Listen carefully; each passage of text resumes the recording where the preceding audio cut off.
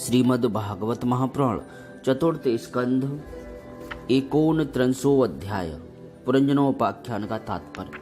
इससे पूर्व के अध्याय में हमने पुरंजनपुरी पर चंडवेग की चढ़ाई तथा कालकन्या का चरित्र इसके विषय में सुना। अब आगे राजा प्राचीन वरहि ने कहा, भगवान मेरी समझ में आपके वचनों का अभिप्राय पूरा नहीं आ रहा है। विवेकी पुरुष ही इनका तात्पर्य समझ सकते हैं, हम कर्म मोहित जीव नहीं। श्री नारद जी ने कहा, राजन पुरंजन अर्थात नगर का निर्माता जीव है, जो अपने लिए 1, 2, 3, 4 अथवा बहुत पैरों वाला या बिना पैरों का शरीर रूप पुर तैयार कर लेता है। उस जीव का सखा जो अविज्ञात नाम से कहा गया है वह ईश्वर है, क्योंकि किसी भी प्रकार के नाम गुण अथवा कर्मों से जीवों को उसका पता नहीं चलता। जीव ने जब सुख दुख रूप सभी प्राकृत विषयों को भोगने की इच्छा की, तब उसने दूसरे शरीरों की अपेक्षा 9 द्वार 2 हाथ और 2 पैरों वाला मानव देह ही पसंद किया। बुद्धि अथवा अविद्या को ही तुम पुरंजनी नाम की स्त्री जानो। इसी के कारण देह और इंद्रिय आदि में मैं मेरेपन का भाव उत्पन्न होता है, और पुरुष इसी का आश्रय लेकर शरीर में इंद्रियों द्वारा विषयों को भोगता है। 10 इंद्रियां ही उसके मित्र हैं, जिनसे कि सब प्रकार के ज्ञान और कर्म होते हैं। इंद्रियों की वृत्तियां ही उसकी सखियां और प्राण अपान व्यान उदान समान रूप 5 वृत्तियों वाला प्राण वायु ही नगर की रक्षा करने वाला 5 फन का सर्प है। दोनों प्रकार की इंद्रियों के नायक मन को ही 11वां महाबली योद्धा जानना चाहिए। शब्द आदि 5 विषय ही पांचाल देश है, जिसके बीच में वह 9 द्वारों वाला नगर बसा हुआ है। उस नगर में जो एक स्थान पर 2 द्वार बताए गए हैं, वे 2 नेत्र गोलक, 2 नासा छिद्र और 2 कर्ण छिद्र हैं। इनके साथ मुख, लिंग और गुदा, ये 3 और मिलाकर कुल 9 द्वार हैं। इन्हीं में होकर वह जीव इंद्रियों के साथ बाह्य विषयों में जाता है। इसमें 2 नेत्र गोलक, 2 नासा छिद्र और 1 मुख, ये 5 पूर्व के द्वार हैं। दाहिने कान को दक्षिण का और बाएं कान को उत्तर का द्वार समझना चाहिए। गुदा और लिंग, ये नीचे के 2 छिद्र पश्चिम के द्वार हैं। खदोता और आविर्मुखी नाम के जो 2 द्वार एक स्थान पर बतलाए थे, वे नेत्र गोलक हैं तथा रूप विभ्राजित नाम का देश है, जिसका इन द्वारों से जीव चक्षु इंद्रियों की सहायता से अनुभव करता है। चक्षु इंद्रियों को ही पहले धुमान नाम का सखा कहा गया है। दोनों नासा छिद्र ही नलिनी और नालिनी नाम के द्वार हैं, और नासिका का विषय गंध ही सौरभ देश है तथा घ्राणेन्द्रिय अवधूत नाम का मित्र है। मुख मुख्य नाम का द्वार है, उसमें रहने वाला वागेंद्रिय विपण है, और रसनेन्द्रिय रसविद अर्थात रसज्ञ नाम का मित्र है। वाणी का व्यापार आपण है, और तरह तरह का अन्न बहुदन है, तथा दाहिना कान पितृहु और वाया कान देवहु कहा गया है। कर्म कांड रूप प्रवृत्ति मार्ग का शास्त्र और उपासना कांड रूप निवृत्ति मार्ग का शास्त्र ही क्रमशः दक्षिण और उत्तर पांचाल देश हैं। इन्हें श्रवणेन्द्रिय रूप श्रुतिधर की सहायता से सुनकर जीव क्रमशः पितृयान और देवयान मार्गों में जाता है। लिंग की आसुरी नाम का पश्चिमी द्वार है। लिंग ही आसुरी नाम का पश्चिमी द्वार है। स्त्री प्रसंग ग्रामक नाम का देश है, और लिंग में रहने वाला उपस्थेंद्रिय दुर्मद नाम का मित्र है। गुदा निरति नाम का पश्चिमी द्वार है। नरक वैसस नाम का देश है, और गुदा में स्थित पाय इंद्रिय लुब्धक नाम का मित्र है। इनके सिवा 2 पुरुष अंधे बताए गए थे, उनका रहस्य भी सुनो। वे हाथ और पांव हैं। इन्हीं की सहायता से जीव क्रम से सब काम करता और जहां तहां जाता है। हृदय अंतःपुर है, उसमें रहने वाला मन ही विसूच अर्थात विसूचीन नाम का प्रधान सेवक है। जीव उस मन के सत्व आदि गुणों के कारण ही प्रसन्नता, हर्षरूप विकार अथवा मोह को प्राप्त होता है। बुद्धि अर्थात राजमहसी पुरंजनी जिस जिस प्रकार स्वप्नावस्था में विकार को प्राप्त होती है और जागृत अवस्था में इंद्रिय आदि को विकृत करती है, उसके गुणों से लिप्त होकर आत्मा अर्थात जीव भी उसी रूप में उसकी वृत्तियों का अनुकरण करने को बाध्य होता है। यद्यपि वस्तुतः वह उनका निर्विकार साक्षी मात्र ही है। शरीर ही रथ है, उसमें ज्ञानेंद्रिय रूप 5 घोड़े जुते हुए हैं। देखने में संवत्सरूप काल के समान ही उसका अप्रतिहत वेग है। वास्तव में वह गतिहीन है। पुण्य और पाप ये 2 प्रकार के कर्म ही उसके पहिए हैं। 3 गुण ध्वजा हैं, 5 प्राण डोरियां हैं, मन वागडोर है, बुद्धि सारथी है, हृदय बैठने का स्थान है, सुख दुख आदि द्वंद्व जुए हैं। इंद्रियों के 5 विषय उसमें रखे हुए आयुध हैं और त्वचा आदि 7 धातुएं उसके आवरण हैं। 5 कर्मेंद्रियां उसकी 5 प्रकार की गति हैं। इस रथ पर चढ़कर रथी रूप यह जीव मृग तृष्णा के समान मिथ्या विषयों की ओर दौड़ता है। 11 इंद्रियां उसकी सेना हैं तथा 5 ज्ञानेंद्रियों के द्वारा उन इंद्रियों के विषयों को अन्याय पूर्वक ग्रहण करना ही उसका शिकार खेलना है। जिसके द्वारा काल का ज्ञान होता है वह संवत्सर ही चंडवेग नामक गंधर्व राज है। उसके अधीन जो 360 गंधर्व बताए गए थे वे दिन हैं और 360 गंधर्वियां रात्रि हैं। वे बारी बारी से चक्कर लगाते हुए मनुष्य की आयु को हरते रहते हैं। वृद्धावस्था ही साक्षात काल कन्या है, उसे कोई भी पुरुष पसंद नहीं करता। तब मृत्यु रूप यवनराज ने लोक का संहार करने के लिए उसे बहन मानकर स्वीकार कर लिया। आधि अर्थात मानसिक क्लेश और व्याधि अर्थात रोग आदि शारीरिक कष्ट ही उस यवनराज के पैदल चलने वाले सैनिक हैं तथा प्राणियों को पीड़ा पहुंचाकर शीघ्र ही मृत्यु के मुख में ले जाने वाला शीत और उष्ण 2 प्रकार का ज्वर ही प्रज्वार नाम का उसका भाई है। इस प्रकार यह देह अभिमानी जीव अज्ञान से आच्छादित होकर अनेक प्रकार के आदि भौतिक, आध्यात्मिक और आदि दैविक कष्ट भोगता हुआ 100 वर्ष तक मनुष्य शरीर में पड़ा रहता है। वस्तुतः तो वह निर्गुण है, किंतु प्राण, इंद्रिय और मन के धर्मों को अपने में आरोपित कर मैं मेरेपन के अभिमान से बंध कर क्षुद्र विषयों का चिंतन करता हुआ तरह तरह के कर्म करता रहता है। यह यद्यपि स्वयं प्रकाश है तथापि जब तक उसके सबके परम गुरु आत्म स्वरूप श्री भगवान के स्वरूप को नहीं जानता तब तक प्रकृति के गुणों में ही बंधा रहता है। उन गुणों का अभिमानी होने से वह विवश होकर सात्विक, राजस और तामस कर्म करता है तथा उन कर्मों के अनुसार भिन्न भिन्न योनियों में जन्म लेता है। वह कभी तो सात्विक कर्मों के द्वारा प्रकाश बहुल स्वर्ग आदि लोक प्राप्त करता है, कभी राजसी कर्मों के द्वारा दुखमय रजोगुणी लोकों में जाता है।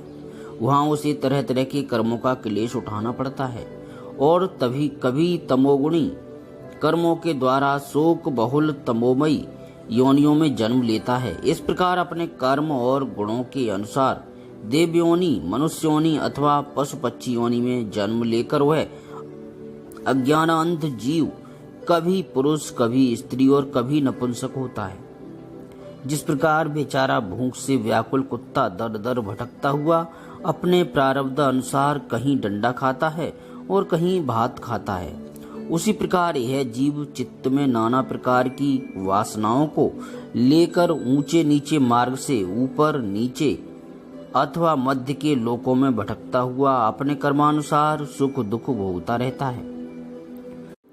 आदि दैविक, आदि भौतिक और आध्यात्मिक इन 3 प्रकार के दुखों में से किसी भी एक से जीव का सर्वथा छुटकारा नहीं हो सकता।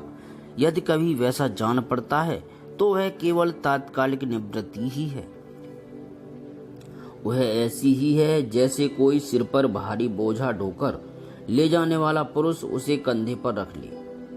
इसी तरह सभी प्रतिक्रिया दुख निवृत्ति जाननी चाहिए। यदि किसी उपाय से मनुष्य एक प्रकार के दुख से छुट्टी पाता है तो दूसरा दुख आकर उसके सिर पर सवार हो जाता है। शुद्ध हृदय नरेंद्र, जिस प्रकार स्वप्न में होने वाला स्वप्नांतर उस स्वप्न से सर्वथा छूटने का उपाय नहीं है, उसी प्रकार कर्मफल भोग से सर्वथा छूटने का उपाय केवल कर्म नहीं हो सकता, क्योंकि कर्म और कर्मफल भोग दोनों ही अविद्या युक्त होते हैं। जिस प्रकार स्वप्नावस्था में अपने मनोमय लिंग शरीर से विचरने वाले प्राणी को स्वप्न के पदार्थ न होने पर भी भासते हैं, उसी प्रकार ये दृश्य पदार्थ वस्तुतः न होने पर भी जब तक अज्ञान निद्रा नहीं टूटती बने ही रहते हैं और जीव को जन्म मरण रूप संसार से मुक्ति नहीं मिलती। अतः इनकी अत्यंतिक निवृत्ति का उपाय एकमात्र आत्मज्ञान ही है। राजन, जिस अविद्या के कारण परमार्थ स्वरूप आत्मा को यह जन्म मरण रूप अनर्थ परंपरा प्राप्त हुई है, उसकी निवृत्ति गुरु स्वरूप श्री हरि में सुदृढ़ भक्ति होने पर ही हो सकती है। भगवान वासुदेव में एकाग्रता पूर्वक सम्यक प्रकार से किया हुआ भक्ति भाव ज्ञान और वैराग्य का आविर्भाव कर देता है। राजर्षि, यह भक्ति भाव भगवान की कथाओं के आश्रित रहता है, इसलिए जो श्रद्धा पूर्वक उन्हें प्रतिदिन सुनता या पढ़ता है उसे बहुत शीघ्र इसकी प्राप्ति हो जाती है। राजन, जहाँ भगवत गुणों को कहने और सुनने में तत्पर विशुद्ध चित्त भक्तजन रहते हैं, उस साधु समाज में सब और महापुरुषों के मुख से निकले हुए श्री मधुसूदन भगवान के चरित्र रूप शुद्ध अमृत की अनेकों नदियां बहती रहती हैं। जो लोग अतृप्त चित्त से श्रवण में तत्पर अपने कर्ण कुहरों द्वारा उस अमृत का छक्कर पान करते हैं, उन्हें भूख प्यास भय शोक और मोह आदि कुछ भी बाधा नहीं पहुंचा सकते। हाय, स्वभावतः प्राप्त होने वाले इन क्षुधा पिपास आदि विघ्नों से सदा घिरा हुआ जीव समुदाय श्री हरि के कथामृत सिंधु से प्रेम ही नहीं करता।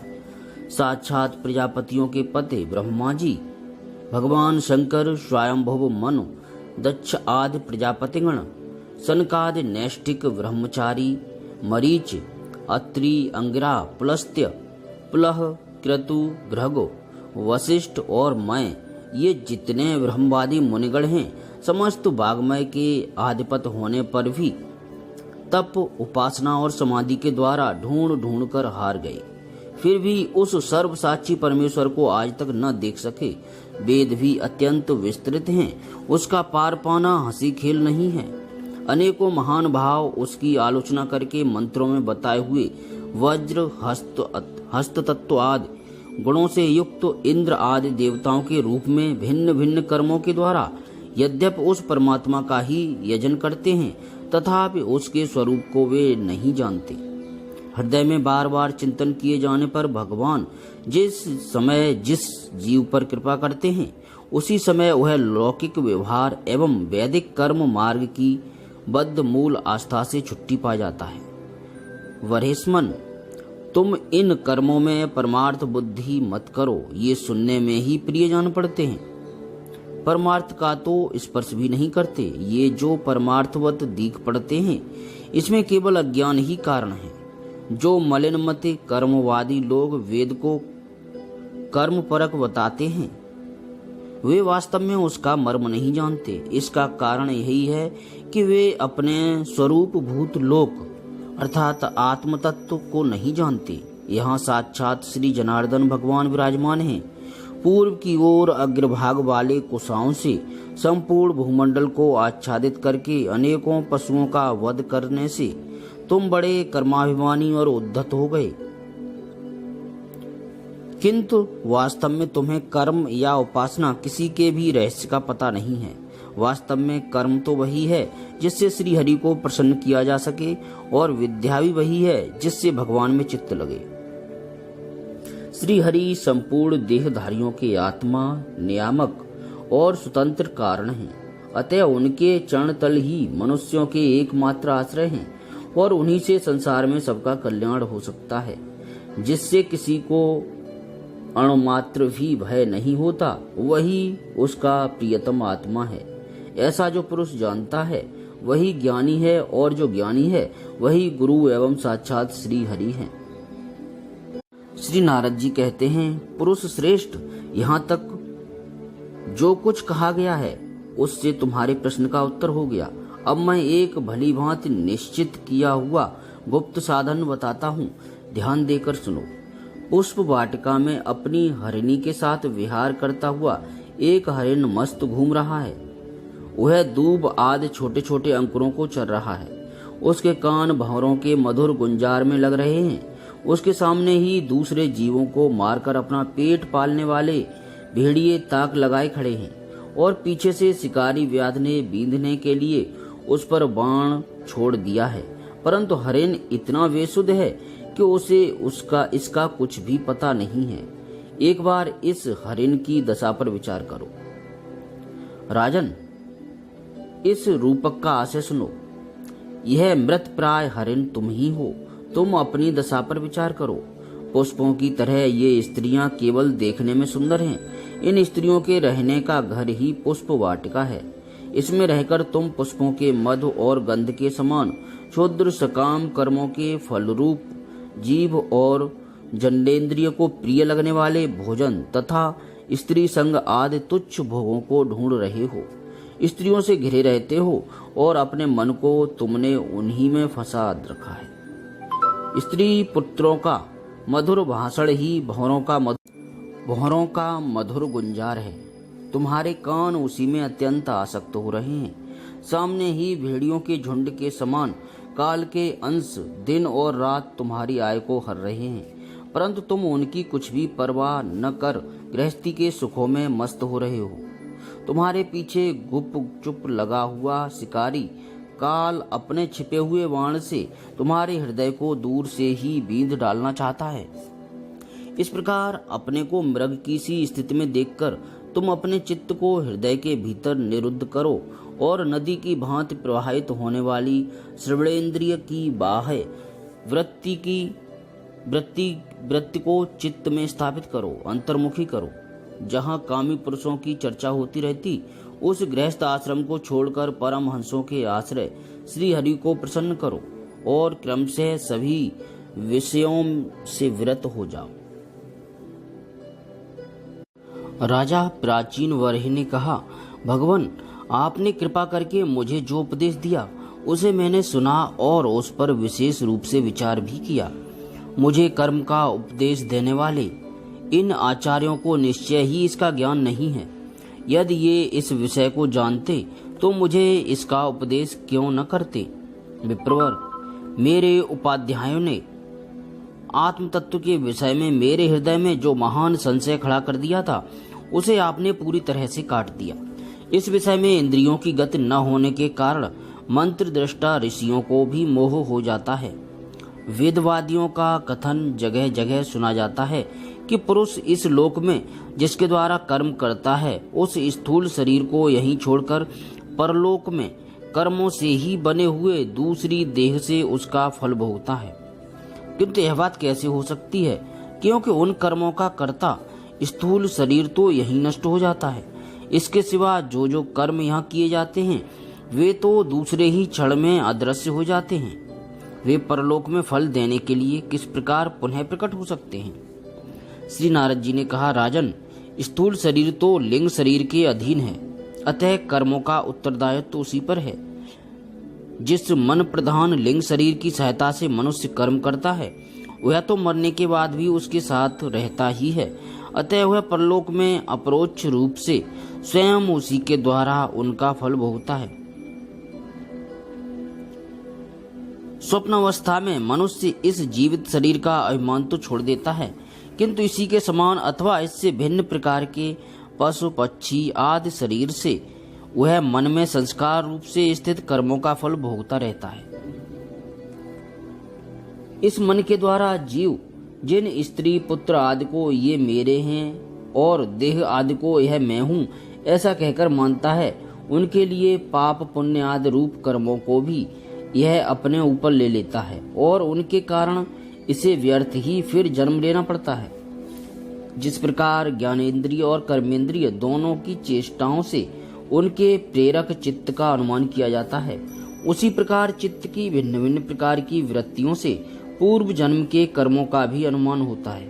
अतः कर्म अदृष्ट रूप से फल देने के लिए कालांतर में मौजूद रहते हैं। कभी कभी देखा जाता है कि जिस वस्तु का इस शरीर से कभी अनुभव नहीं किया, जिसे न कभी देखा न सुना ही, उसका स्वप्न में वह जैसी होती है वैसा ही अनुभव हो जाता है। राजन, तुम निश्चय मानो कि लिंग देह के अभिमानी जीव को उसका अनुभव पूर्व जन्म में हो चुका है, क्योंकि जो वस्तु पहले अनुभव की हुई नहीं होती उसकी मन में वासना भी नहीं हो सकती। राजन, तुम्हारा कल्याण हो। मन ही मनुष्य के पूर्व रूपों को तथा भावी शरीर आदि को भी बता देता है, और जिनका भावी जन्म होने वाला नहीं होता उन तत्ववेत्ताओं की विदेह मुक्ति का पता भी उनके मन से ही लग जाता है। कभी कभी स्वप्न में देश काल अथवा क्रिया संबंधी ऐसी बातें भी देखी जाती हैं जो पहले कभी देखी या सुनी नहीं गई, जैसे पर्वत की चोटी पर समुद्र, दिन में तारे अथवा अपना सिर कटा दिखाई देना इत्यादि। इनके दिखने में निंद्रा दोष को ही कारण मानना चाहिए। मन के सामने इंद्रियों से अनुभव होने योग्य पदार्थ ही भोग रूप में बार बार आते हैं और भोग समाप्त होने पर चले जाते हैं। ऐसा कोई पदार्थ नहीं आता जिसका इंद्रियों से अनुभव ही न हो सके। इसका कारण यही है कि सब जीव मन सहित है। साधारणतया तो सब पदार्थों का क्रम से ही भान होता है, किंतु यदि किसी समय भगवत चिंतन में लगा हुआ मन विशुद्ध सत्व में स्थित हो जाए तो उसमें भगवान का संसर्ग होने से एक साथ समस्त विश्व का भी भान हो सकता है। जैसे राहु दृष्टि का विषय न होने पर भी प्रकाशात्मक चंद्रमा के संसर्ग से दिखने लगता है। राजन, जब तक गुणों का परिणाम एवं बुद्धि, मन, इंद्रिय और शब्द आदि विषयों का संघात यह अनादि लिंग देह बना हुआ है, तब तक जीव के अंदर स्थूल देह के प्रति मैं मेरा इस भाव का अभाव नहीं हो सकता। सुसुप्ति, मूर्छा, अत्यंत दुख तथा मृत्यु और तीव्र ज्वर आदि के समय भी इंद्रियों की व्याकुलता के कारण मैं और मेरेपन की स्पष्ट प्रतीति नहीं होती, किंतु उस समय भी उनका अभिमान तो बना ही रहता है। जिस प्रकार अमावस्या की रात्रि में चंद्रमा रहते हुए भी दिखाई नहीं देता, उसी प्रकार विवाहावस्था में स्पष्ट प्रतीत होने वाला यह एकादश इंद्रिय विशिष्ट लिंग शरीर गर्भावस्था और बाल्यावस्था में रहते हुए भी इंद्रियों का पूर्ण विकास न होने के कारण प्रतीत नहीं होता। जिस प्रकार स्वप्न में किसी वस्तु का अस्तित्व न होने पर भी जागे बिना स्वप्न जनित अनर्थ की निवृत्ति नहीं होती, उसी प्रकार सांसारिक वस्तुएं यद्यपि असत्य हैं तो भी अविद्यावश जीव उनका चिंतन करता रहता है, इसलिए उसका जन्म मरण रूप संसार से छुटकारा नहीं हो पाता। इस प्रकार पंच तन्मात्राओं से बना हुआ तथा 16 तत्वों के रूप में विकसित यह त्रिगुणमय संघात ही लिंग शरीर है। यही चेतना शक्ति से युक्त होकर जीव कहा जाता है। इसी के द्वारा पुरुष भिन्न भिन्न देहों को ग्रहण करता और त्यागता है तथा इसी से उसे हर्ष, शोक, भय, दुख और सुख आदि का अनुभव होता है। जिस प्रकार जोंक जब तक दूसरे तृण को नहीं पकड़ लेती तब तक पहले को नहीं छोड़ती, उसी प्रकार जीव मरण काल उपस्थित होने पर भी जब तक देह आरंभक कर्मों की समाप्ति होने पर दूसरा शरीर प्राप्त नहीं कर लेता तब तक पहले शरीर के अभिमान को नहीं छोड़ता। राजन, यह मन प्रधान लिंग शरीर ही जीव के जन्म आदि का कारण है। जीव जब इंद्रिय जनित भोगों का चिंतन करते हुए बार बार उन्हीं के लिए कर्म करता है, तब उन कर्मों के होते रहने से अविद्यावश वह देह आदि के कर्मों से बंध जाता है। अतएव उस कर्म बंधन से छुटकारा पाने के लिए संपूर्ण विश्व को भगवद रूप देखते हुए सब प्रकार श्री हरि का भजन करो। उन्हीं से इस विश्व की उत्पत्ति और स्थिति होती है तथा उन्हीं में लय हो जाता है। श्री मैत्रेयी कहते हैं, विदुर जी, भक्त श्रेष्ठ श्री नारद जी ने राजा प्राचीन वरहे को जीव और ईश्वर के स्वरूप का दिग्दर्शन कराया। फिर वे उनसे विदा लेकर सिद्धलोक को चले गए। तब राज ऋषि प्राचीन वरहे भी प्रजा पालन का भार अपने पुत्रों को सौंपकर तपस्या करने के लिए कपिल आश्रम को चले गए। वहां उन वीरवर ने समस्त विषयों की आसक्ति छोड़ एकाग्र मन से भक्ति पूर्वक श्री हरि के चरण कमलों का चिंतन करते हुए सारूप्य पद प्राप्त किया। निष्पाप विदुर जी, देवर्षि नारद के परोक्ष रूप से कहे हुए इस आत्मज्ञान को जो पुरुष सुनेगा या सुनाएगा वह शीघ्र ही लिंग देह के बंधन से छूट जाएगा। देवर्षि नारद के मुख से निकला हुआ यह आत्मज्ञान भगवान मुकुंद के यश से संबद्ध होने के कारण त्रिलोकी को पवित्र करने वाला, अंतःकरण का शोधक तथा परमात्म पद को प्रकाशित करने वाला है। जो पुरुष इसकी कथा सुनेगा वह समस्त बंधनों से मुक्त हो जाएगा और फिर उसे इस संसार चक्र में नहीं भटकना पड़ेगा। विदुर जी, गृहस्थ आश्रमी पुरंजन के रूप से परोक्ष रूप में कहा हुआ यह अद्भुत आत्मज्ञान मेरे गुरु जी की कृपा से प्राप्त किया था। इसका तात्पर्य समझ लेने से बुद्धि युक्त जीव का देह अभिमान निवृत्त हो जाता है तथा उसका परलोक में जीव किस प्रकार कर्मों का फल भोगता है यह संशय भी मिट जाता है। श्रीमद् भागवत महापुराण चतुर्थ स्कंध 39वां अध्याय समाप्त। जय श्री कृष्ण।